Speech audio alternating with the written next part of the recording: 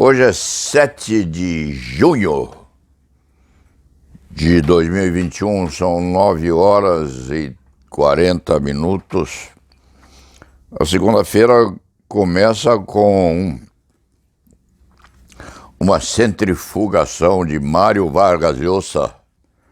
O escriba leu no domingo. Ele escreve aos domingos, crê este escrevinhador no Estadão. Mário Vargas Llosa conversa no Cardeal. Tempos recios, tempos preocupantes, tempos nebulosos.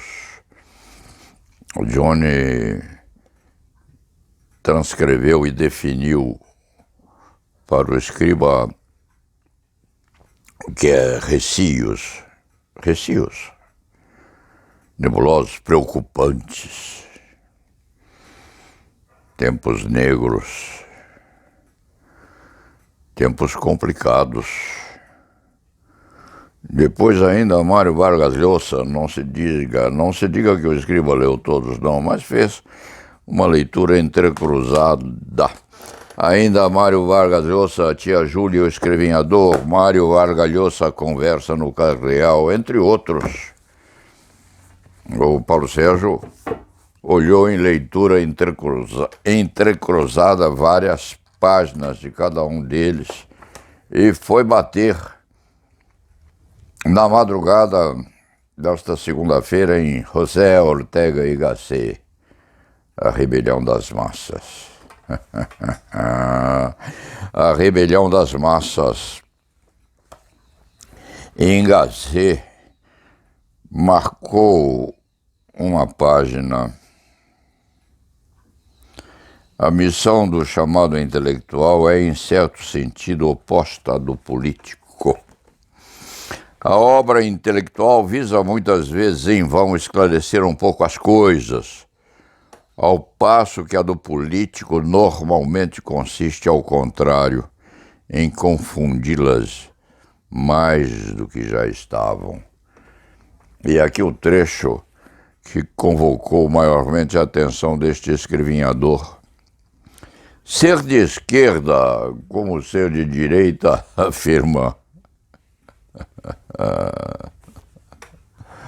José Ortega y Gasset.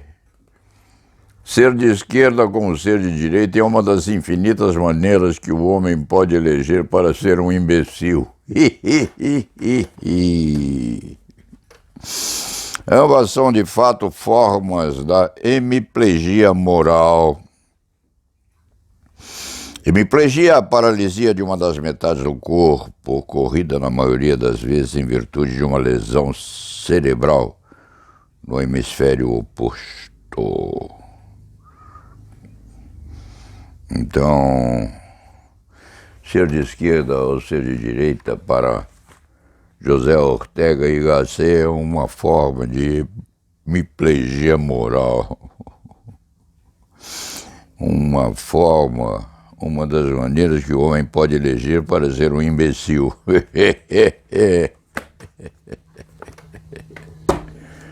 Ser de direita ou de esquerda, um aspecto de imbecilidade humana. Esse livro de Gasset tem um nome muito sugestivo, A Rebelião das Massas. O que é massa?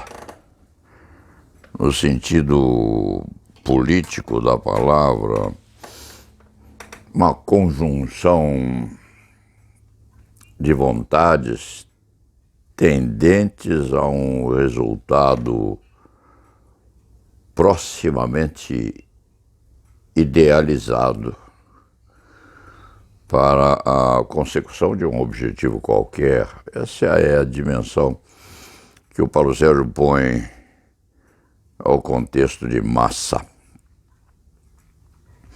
Nesse sentido, quando o povo, em São Paulo, principalmente em São Paulo, se pôs às janelas, classe média e classe média alta, se pôs nas janelas para o panelaço contra o presidente da República nesse sentido. Havia um ideário próximo em cada pancada de uma colher, faca ou garfo contra uma panela posta às janelas dos condomínios de classe média alta e até de classe diferenciada nesse nosso Brasil. Significa a rebelião das massas, a massa nesse sentido ideologicamente vertendo a um determinado resultado para ser ouvida. A massa está em conjunção num modelo qualquer de transmissão de pensamento. Porque a massa se rebela nesse tipo de comportamento. E o que é a massa no contexto político de um povo, de uma nação, ou da nação politicamente organizada, formadora então de um Estado-nação. Isso seria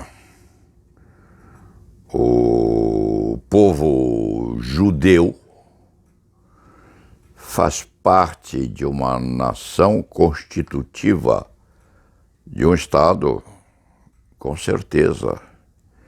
Com uma característica também muito curiosa é que, nesse sentido extraterritorial, o Estado israelita, o Estado judeu, se estende a qualquer parte do mundo onde exista um descendente de Israel, sabendo-se que os judeus, em maioria, os judeus e as judias, por que não dizer, contribuem afanosamente para que o Estado de Israel se mantenha potente como é.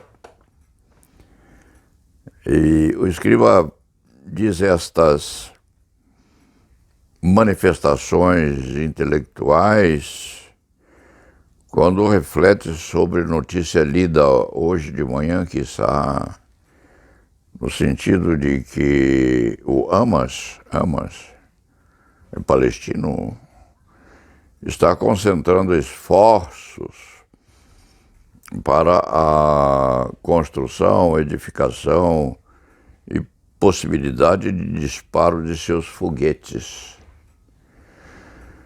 Então, quando um palestino ou quando um israelita postos nas dezenas de possibilidades territoriais que este mundo exibe, quando um e outro remetem, por hipótese, suas contribuições aos respectivos Estados-nação, ou Estados-nações, tanto faz. Isto significa que o Estado-nação de Israel se positiva e se multiplica em qualquer parte do mundo, porque com uma dose grande de honorabilidade a ser respeitada, sim. O judeu posto em São Paulo, ele é israelita. Ele tem amor pela sua pátria, pela sua nação, pelo Estado que o representa, disparando lá ao longe seus foguetes contra o território nas proximidades e matando, quiçá, uma centena de pessoas, nas quais estão compreendidas, com certeza, algumas crianças, os infantes, moradores daqueles prédios destruídos pelas bombas atiradas do lado de lá. Então, o Estado de Israel se estende, sim, além do horizonte azul, como, num sentido também bastante básico, um brasileiro morador nas Antártidas, com contributos eventuais raríssimos, aliás, a obras beneficentes no Brasil, tem lá, naquele extremo do mundo, uma cota parte da definição de Estado-nação. Isto é mais ou menos o que consta aí de José Ortega y Gasset. E por que este escriba está a afirmar estas premissas às 9h50 da manhã? Porque acordou refletindo sobre o significado de massa nas movimentações feitas em Brasília, em São Paulo, em outras cidades dessa nossa federação, nas manifestações populares contra e, conceda-se também, contra ou a favor do deslocado presidente que nós temos neste país. É o conceito de massa, extraindo-se de tal conceito a afirmativa de Gasset de que é uma imbecilidade dizer-se o ser humano de direita ou de esquerda, porque a direita pode democraticamente ter uma muito volúvel tendência esquerdizante. E as esquerdas podem ter também misturadas nas bases acepções que dizem sim com liberalismo advindo daquilo que se põe à destra, ou seja, do lado ideológico das manifestações de vontade. Então, quando o Gasset fala em a rebelião das massas, diz com muita dose de certeza naqueles que compreendem uma fixação num instituto de direita e também naqueles que podem ornar um sindicato de trabalhadores como exemplos básicos daquilo que se pode pôr ou adicionar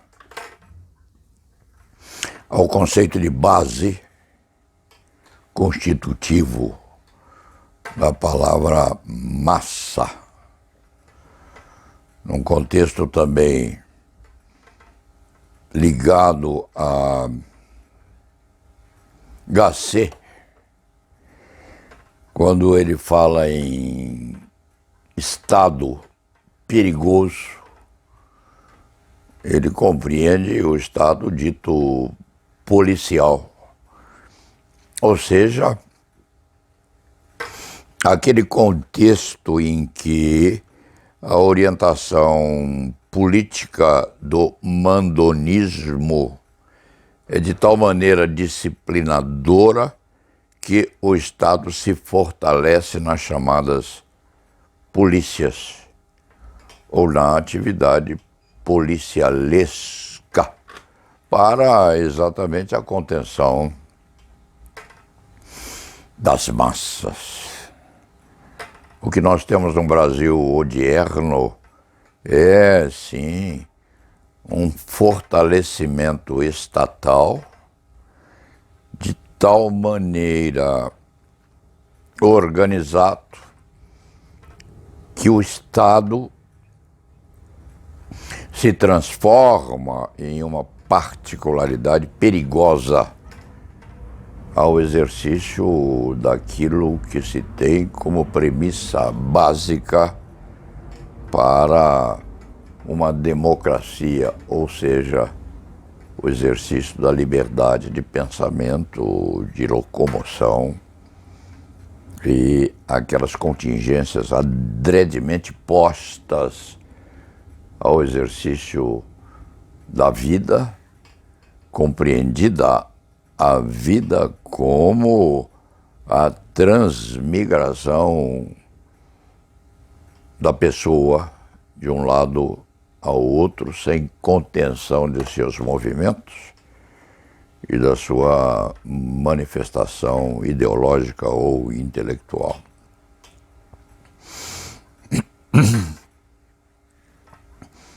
O que nós temos no Brasil de hoje, num certo sentido, é um contingente de manifestações estatais tramitando ou transmigrando para a contenção da movimentação do povo de forma agressiva e, se diria até mesmo, violenta, no sentido de periculosidade estatal. Eu se diria que essa expressão periculosidade estatal estaria sendo regida pela atividade de contenção física do movimento da cidadania, não, porque o Estado hoje, aqui no nosso país, é um Estado agressivo em múltiplas formas, em variadíssimos aspectos, a partir, por exemplo, da extorsão tributária, dizendo respeito à diminuição ou redução da possibilidade de sobrevivência econômica do povo. O povo, assim rotulado como massa. Classe média, com certeza. Classe média alta, não muito. E classe extraída, dir-se-ia, como exemplo também, vertendo, extraída das favelas brasileiras em geral. O povo agressivamente mordido pela tributação cada vez mais eficaz, penetrando em ondas tal agressão até nos meios de recepção eletrônica do exercício do poder, porque hoje o Estado não vai mais à cobrança no sentido positivo. O Estado ameaça através dos meios eletrônicos e a cidadania, ou seja, a massa como tal considerada, é obrigada a ir ao Estado a fim de perseguir, inclusive, os débitos havidos demonstrados e não efetivamente cobrados, porque o Estado se põe numa situação praticamente negativa, estática, aguardando que o extorquido vá à sua destinação para efetuar a sua contribuição exigida para a vitaminização do poder. Nós somos hoje, no país, um Estado policialmente armado para a positivação do poder. Isso, se nós levássemos a sério ou a cobro esta posição, este posicionamento de José Ortega y Gasset quanto à imbecilidade de uma criatura se dizer de direita ou de esquerda, isto é extremamente preocupante, porque no conceito de massa nós temos aqueles que se põem de um lado, temos aqueles que se põem de outro lado, aqueles que se colocam de centro, que se põem no centro, sem que uns e outros saibam exatamente o que é ser de direita e o que é ser de esquerda, relembrando uns poucos de que isso aconteceu lá nos tempos da velha França, quando os deputados de direita se punham à direita e outros à esquerda, a fim de solucionar as suas pendengas nos pretórios políticos que havia ao tempo. Agressões estas que terminavam, na França libertária, terminavam com o corte da cabeça dos condenados no pináculo de Madame Guilhotina. Essas reflexões vieram aqui à mente deste velho escriba quando, nesse fim de semana, olhou Mário Vargas Llosa, Conversa na Catedral, os cadernos de Dom Rigoberto, Tiempos Recios, Tia Júlia e o Escrevinhador. Esse escriba gosta muito desta expressão, escrevinhador. Expressão esta vinda do título deste livro de Llosa. E, a seguir e para terminar, o escriba passou os olhos em José Ortega y Gasset, A Rebelião das Massas,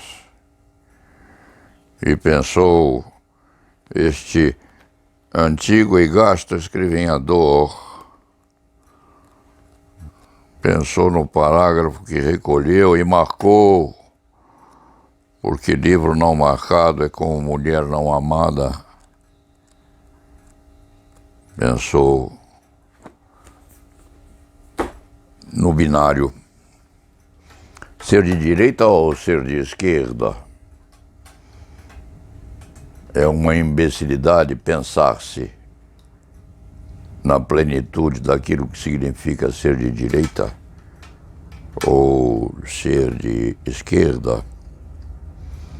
E o que resta à cabeça deste velho escriba de direito penal e processo penal, o que resta é a preocupação com o exercício ou não da liberdade de ir, de vir, de ficar, de pensar e de agir, e na potencialidade que transforma o Estado brasileiro